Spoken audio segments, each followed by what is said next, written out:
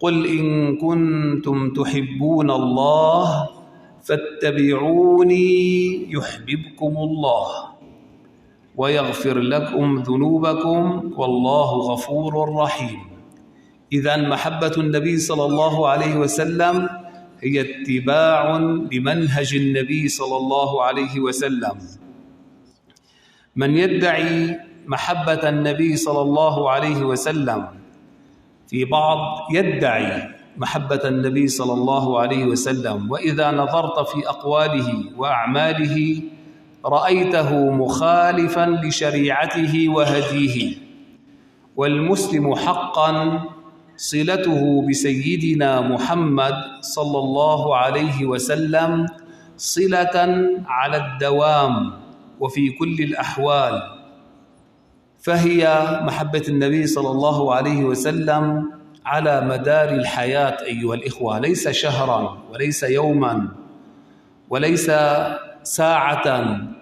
في وضوئه يجب أن تطبق محبة النبي صلى الله عليه وسلم، في صلاته، في صومه، في حجه، في زكاته، وكل معاملاتك يجب عليك أن تظهر محبة النبي صلى الله عليه وسلم، في أكلك، في شربك، في نومك، في يقظتك، في كل أخلاقك، وفي كل سلوكك، وفي كل تصرفاتك يجب أن تقتدي بالنبي صلى الله عليه وسلم. هذه هي محبة النبي صلى الله عليه وسلم أيها الإخوة، فهي عمل واستقامة واقتداء وبذل وتضحية لهذا الدين، وهي كذلك محبة وشوق وحنين وحب لهذا الرسول صلى الله عليه وسلم،